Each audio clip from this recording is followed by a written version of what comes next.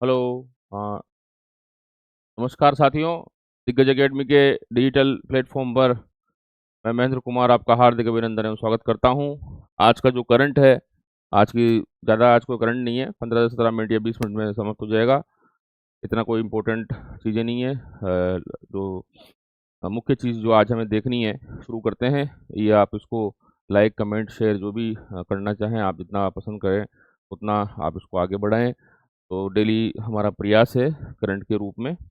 और आइए शुरू करते हैं।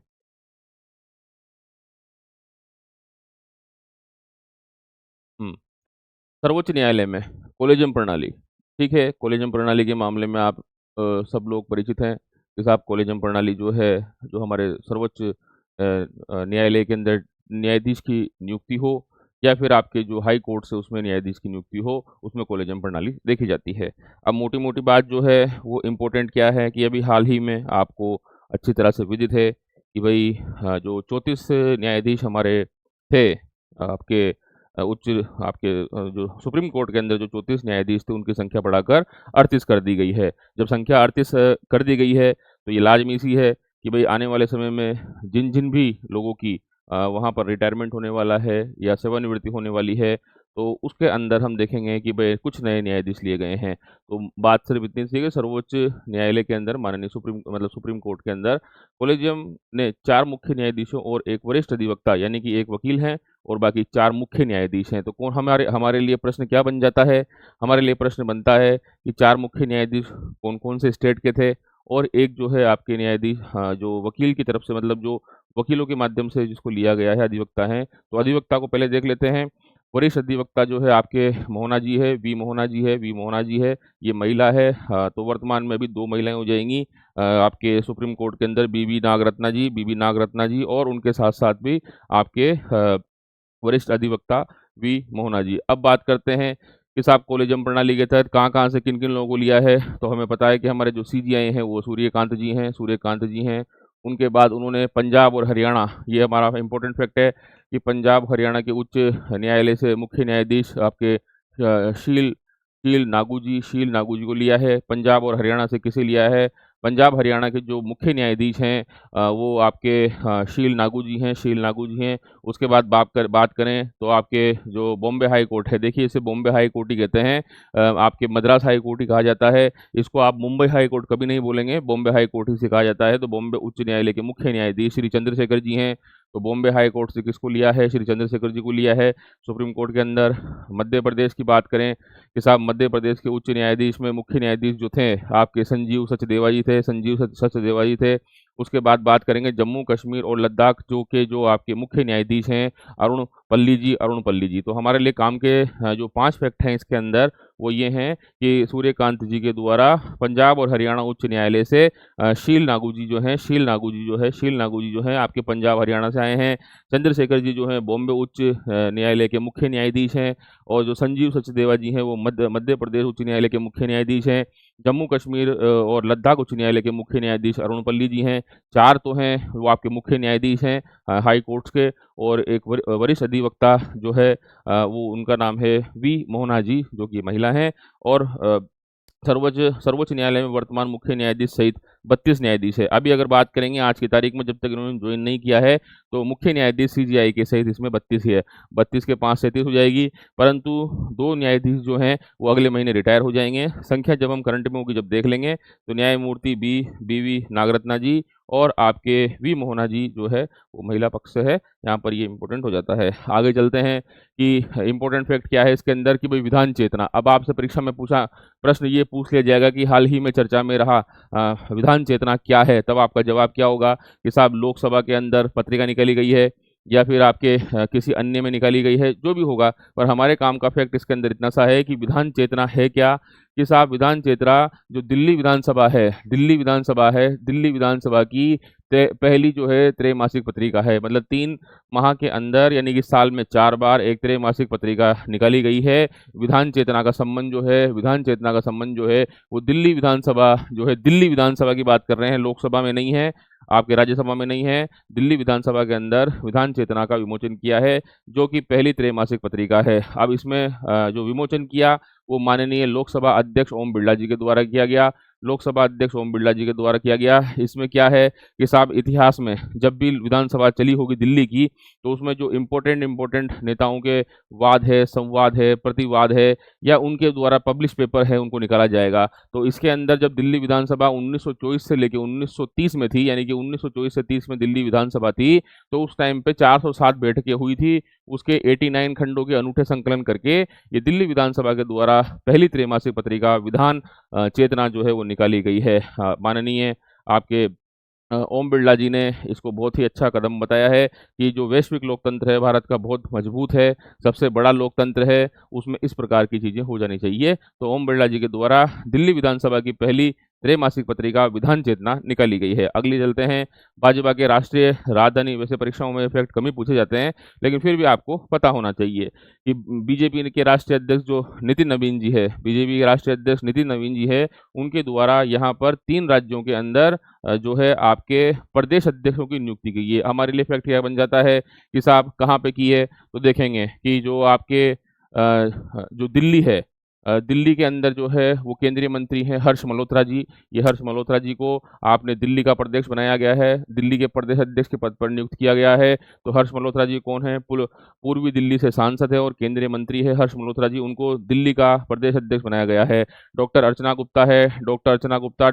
गुप्ता जो हरियाणा भाजपा के अध्यक्ष बनाई गई है। डॉक्टर अर्चना गुप्ता जी जो है वो हरियाणा के भाजपा इकाई की प्रदेश अध्यक्ष बनाई गई है। केवल सिंह ढिल्लों जी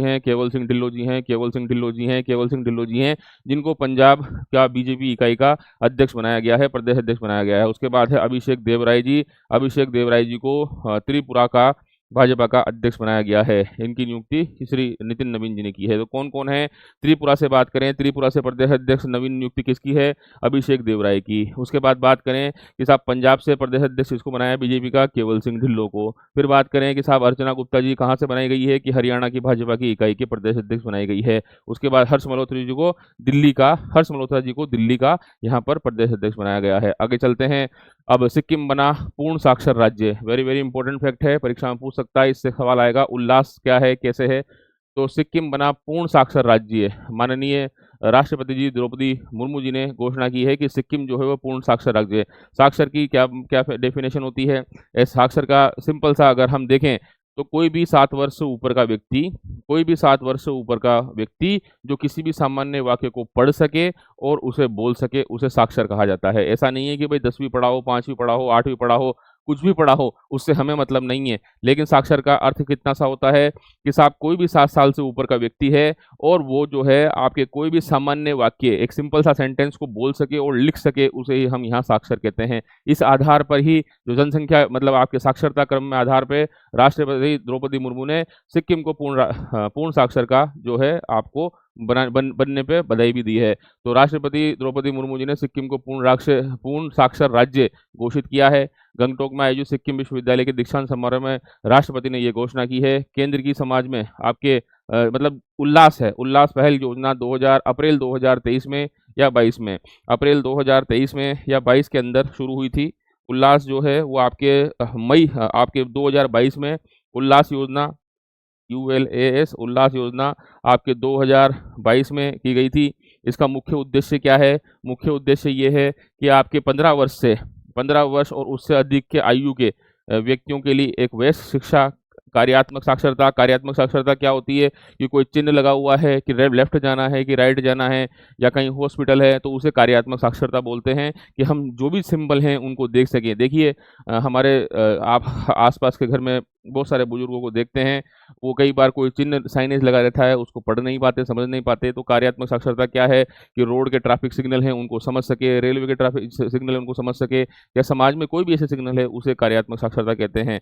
तो 15 वर्ष और उससे अधिक आयु के व्यक्तियों के लिए वो थोड़ी बहुत शिक्षा अच्छे से प्राप्त कर सकें, लिख सकें, पढ़ सकें, समझ सकें, उनकी आजीवन शिक्षा के अंदर बढ़ावा दे सकें, साथ ही निरंतर सीखने का उनके अंदर प्रयत्न हो सके। ये इसका उल्लास जो 2022 के अंदर आई थी उसका ये प्रमुख उद्देश्य है। उल्लास को हम कहेंगे कि understanding life long learning for all in society.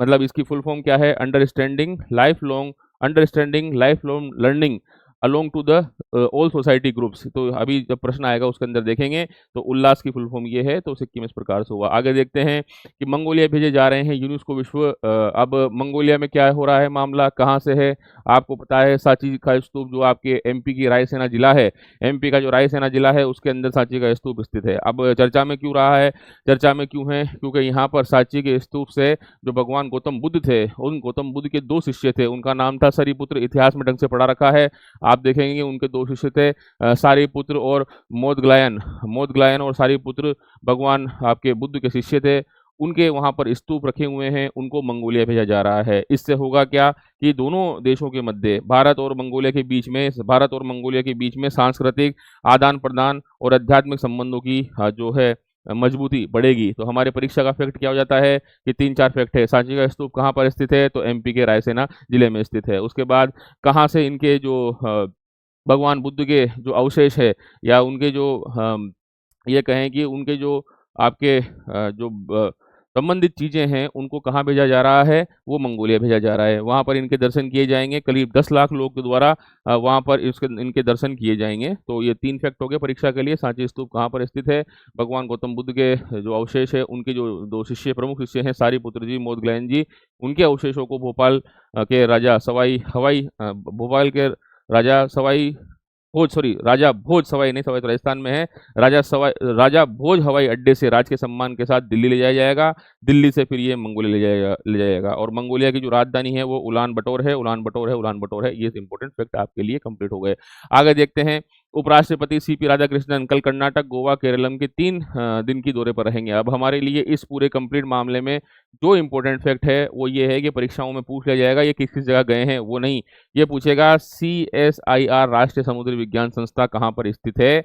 ये आपके CSIR राष्ट्रीय समुद्री विज्ञान संस्था गोवा में स्थित है। हमारे इसलिए इस पूरी जो आपके अब करंट अफेयर्स के अंदर ये जो चल रहा है वर्तमान में, उसके अंदर ये इंपॉर्टेंट है कि CSIR की राष्ट्रीय समुद्री विज्ञान संस्था गोवा में स्थित है। कौन-कौन से राज्यों में गए? कर्नाटक, गोवा, केरलम में गए। और क्यों गए हैं कर्नाटक में? क्योंकि कर्नाटक के अंदर आर्ट ऑफ लिविंग के जो 45वें वर्ष पूर्ण होने के उपलक्ष्य में आयोजित वैश्विक समारोह के अंदर भाग लेंगे। वहाँ पर जो दावणगेरे स्थित university BDT college of engineering के प्लेटिनम जुबली समारोह का भाग लेंगे।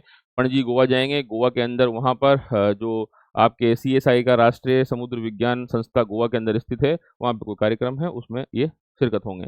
आगे की बात देखेंगे कि केंद्र ने सार्वजनिक वितरण प्रणाली यानी कि आपकी पब्लिक डिस्ट्रीब्यूशन सिस्टम के अंदर सार्थक PDS नाम से ये योजना चल रही है। सार्थक PDS नाम से क्या है? आपको उद्देश्य पता होना चाहिए। सार्थक PDS योजना का प्रमुख उद्देश्य क्या है कि जो हमारी पब्लिक डिस्ट्रीब्यूशन सिस्टम है, PDS प्रणाली है, उस PDS प्रणाली के अंदर भंडारण की व्यवस्था सही हो, उसके बाद जो वितरण है उसकी व्यवस्था सही हो और उनको वितरण के बाद जो स्टोर करने के लिए मतलब प्राप्त अच्छे से कर सकें, उसको वितरित अच्छे से कर सकें, सुरक्षित रख सकें और जो ट्रांसपोर्टेशन का माध्यम है, वितरण का माध्यम है, वो भी सुदृढ़ करने के लिए केंद्र सरकार के द्वारा 25,530 करोड़ रुपए का यहाँ पर आवंटन दिया गया है। तो इसका उद्देश्य क्या है सार्थक PDS योजना का? कि साहब सिंपल सी बात है कि जो राशन प्रणाली है, सार्वजनिक वितरण प्रणाली के अंतर्गत जो राशन प्रणाली है उसके अंदर परिवहन प्रबंधन सहायता योजना है और इसके अंदर आपको स्टोरेज हुआ, परिवहन हुआ, वितरण हुआ, उनको स्ट्रेंथिंग करते हुए, मजबूत करते हुए सार्थक PDS योजना चलाई जा रही है।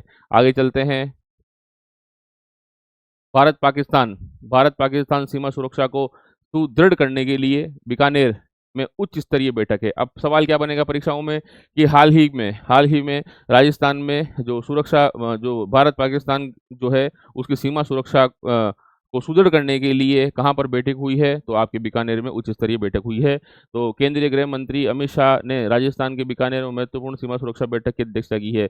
इसके तहत भारत पाकिस्तान सीमा से सटे जिले में अब इंपॉर्टेंट इस पूरी न्यूज़ के अंदर हमारे लिए क्या है कि साइबर जो अपराध बढ़ रहे हैं उसके अंदर जो आपके एक कॉल सेंटर के जो नंबर है वो 1930 है। 1930 जो है इसके कॉल सेंटर के नंबर है, आप इसको ध्यान रखें कि साइबर सुरक्षा अगर कहीं पे आपके होती है, फ्रॉड अगर कहीं पर भी होता है तो आप उसको तत्काल प्रभाव से 1930 नंबर पर आप इसको देखिए इंपॉर्टेंट चीज़ है, समाज में जो वयोवृद्ध लोग हैं कई खातों में पैसा रखते हैं लेकिन ट्रैप हो जाते हैं, तो उन सब चीज़ों से बचने के लिए या फिर हम ऑनलाइन ट्रांज़ैक्शन करते हैं, वो कई जगह गलत हो जाते हैं या कोई कॉल आ जाता है, फ्रॉड हो जाता है, तो उन सब चीज़ों से साइबर अपराधों पर लगाम लगाने के लिए 1930 कॉल सेंटर का उपयोग करना बहुत ज़रूरी है। दूसरी चीज़ है, भारत-पाकिस्तान के लिए सीमा सुरक्षाओं के लिए जो बैठक आयोजन हुई है, वो बीकानेर के अंदर हुई है। अभी माननीय आप देखते हैं साचू के आपके देखा था कल हमने कि आपके जो बीएसएफ का जो मामला चल रहा है वहाँ पर हमने देखा था कि परिहार नाम उस आपके कल ही के करंट में था कि बीकानेर के अंदर जो बीएसएफ का जो कार्यक्रम है वो संपन्न हुआ है। आगे चलते हैं। हुँ। Vibrant village programme, vibrant village programme क्या है साहब?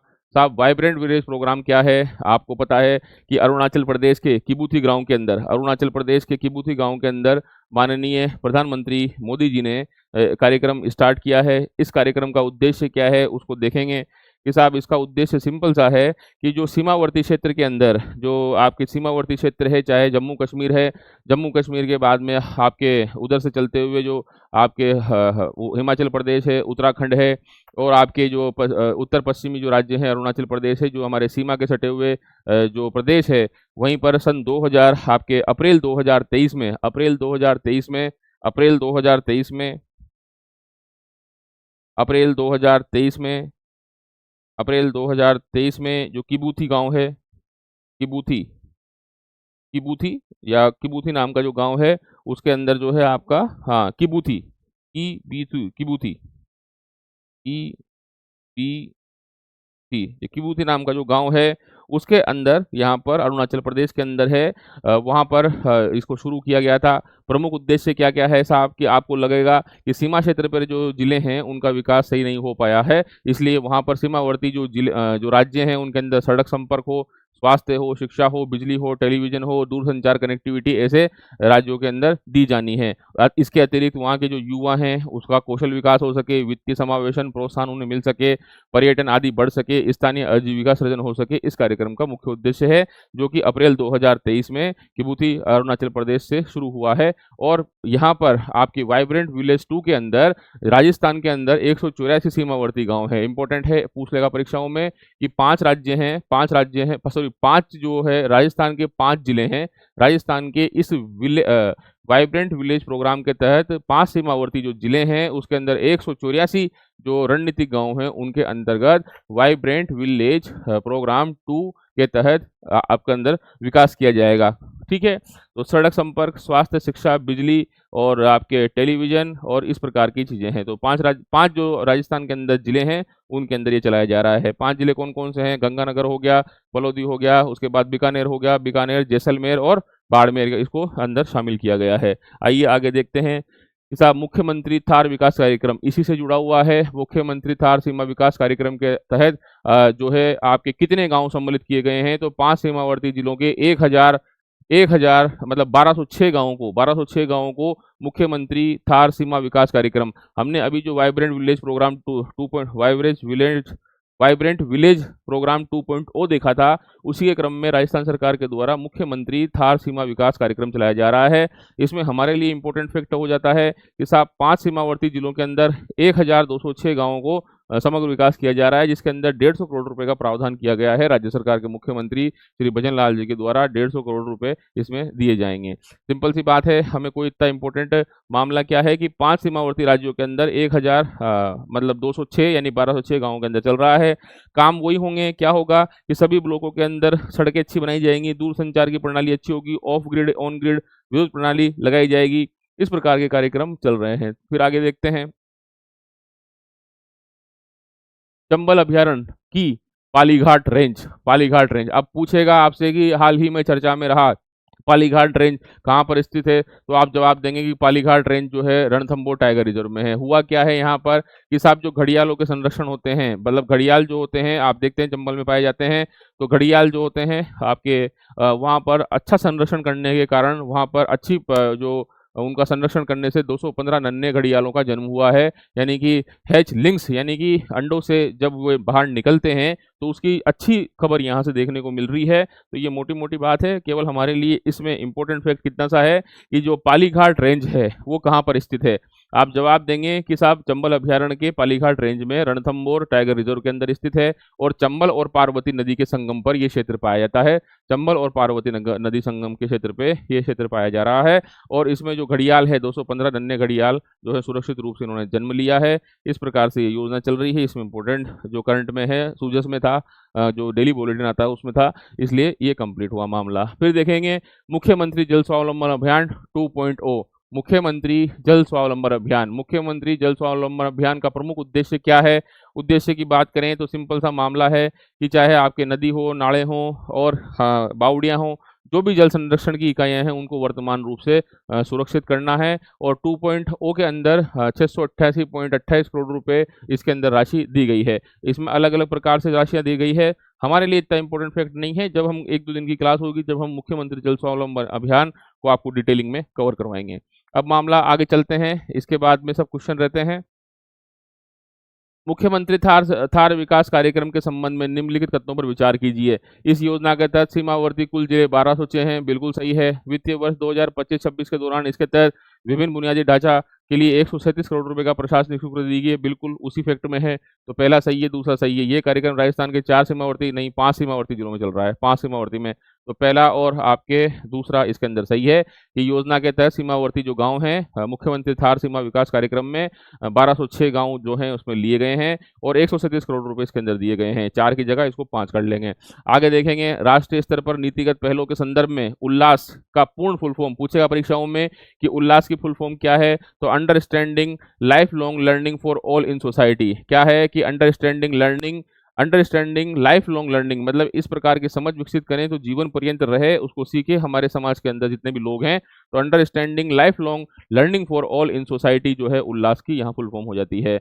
हाल ही में केंद्र सरकार द्वारा अनुमोदित सार्थक पीडीएस का मुख्य उद्देश्य क्या है कि साहब सार्थक पीडीएस योजना का मुख्य उद्देश्य क्या है? तो सार्वजनिक वितरण प्रणाली का आधुनिकीकरण करना, खाद्यान्न परिवहन और संचालन को इसमें सुदृढ़ता लाना। तो आपकी सार्थक पीडीएस जो योजना है, सार्वजनिक यानी पीडीएस को आधुनिकीकरण करना, उन भंडारण की, रखने की, वितरण करने की, ये सब चीजें जो है उसको सुदृढ़ आपके आधुनिकीकरण करना, खाद्यान्न परिवहन और स्वसंचालन को मजबूत करना इसका उद्देश्य है। वाइब्रेंट विलेज प्रोग्राम के तहत राजस्थान में 5 सीमावर्ती जो हैं उसके अंदर कितने हैं आइए देख लेते हैं, मुझे भी याद नहीं रहा तो देख लेते हैं। वाइब्रेंट विलेज प्रोग्राम के तहत क्या है मामला कि साहब कितने हैं? वाइब्रेंट विलेज प्रोग्राम के तहत 184 गाँव।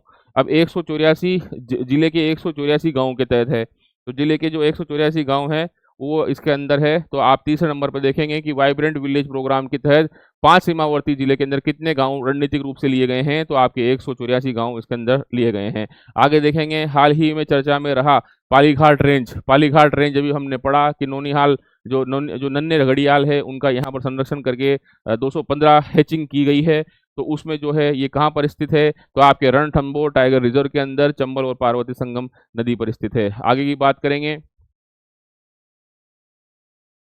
हाल ही में केंद्रीय मंत्री अमित शाह की अध्यक्षता में भारत पाकिस्तान सीमा सुरक्षा पर भारत पाकिस्तान सीमा सुरक्षा के लिए जो सुदृढ़ करने के लिए बैठक हुई है, उसकी समीक्षा बैठक कहाँ पर आयोजित हुई है? तो आपका जवाब होगा बीकानेर के अंदर आयोजित हुई है। आगे देखेंगे।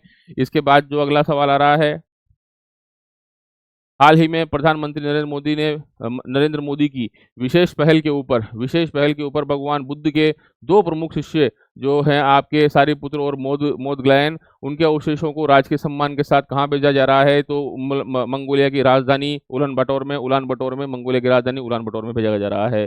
और विधायी संस्थाओं को और इतिहास के हाल ही में लोकसभा अध्यक्ष के द्वारा विमोचन कहा क्या किया गया है? मतलब जो आपकी जो विधान चेतना हमने देखा था कि जो दिल्ली विधानसभा की पहली त्रैमासिक पत्रिका है, ये कंप्लीट है। आज की क्लास आपके लिए है, अच्छे तरीके से कीजिए। और भी हम इसके अंदर राजस्थान पत्रिका, भास्कर, पीआईबी के अच्छे फैक्ट आपके सामने लेके आ रहे हैं। डेली है, आप इसको देखने का प्रयास कीजिए। बहुत बहुत धन्यवाद। इसको हम थोड़ा सा और अच्छा सुदृढ़ करेंगे। आप इसको थोड़ा सा कोशिश कीजिए कि आप लाइक करवाएं, कमेंट करवाएं, शेयर करवाएं। अच्छे सारे प्रयास हो रहे हैं, सारे बैच जो हैं वो चल रहे हैं। बैच के मामले में बता दूं तो आरएस प्री और मेंस का बैच चल रहा है। आपके सहायक आचार्य प्रथम का बैच कंप्लीट है। पुलिस का सब इंस्पेक्टर का बैच बहुत ही नाम मात्र के दिग्गज एकेडमी के ऊपर आप ऑनलाइन तैयारी को और अच्छे तरीके से घर बैठे कर सकते हैं।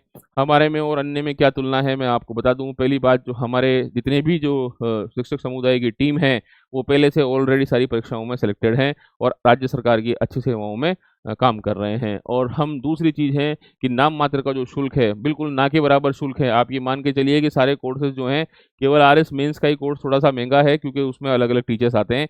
बाकी सारे कोर्स जो हैं, वो आपके ₹1000 से कम की रेट के अंदर आप ऐप के अंदर देख सकते हैं। टेस्ट सीरीज़ हमारी कंप्लीट है। 10+2 सीईटी 10+2 हो, एलडीसी वाला बैच हो, पटवार हो, वरिष्ठ अध्यापक का पेपर हो, आपके उसके बाद पुलिस सब इंस्पेक्टर का हो, प्रयोगशाला सहायक और राजस्थान पुलिस कांस्टेबल, ग्राम विकास अधिकारी और आपके 3rd ग्रेड टीचर का लेवल 1 और लेवल 2 का पेपर हो, उनको कंप्लीट तरीके से आपके सामने प्रस्तुत किया जा रहा है। मैं आपसे अपेक्षा करूँगा कि ये इसके अंदर आप टेलीग्राम ऐप ऐप पर डाउनलोड करें, या व्हाट्सएप नंबर पर आप इसको डाउनलोड करते हुए इसका लाभ लेने का प्रयास करें। बहुत ही सुंदर तरीके से चीज़ें डिज़ाइन की है। पढ़ाने का तरीका आपके मन, मस्तिष्क, बुद्धि, अंतरात्मा में ज़रूर समाहित होगा। बहुत-बहुत धन्यवाद। जय हिंद, जय भारत।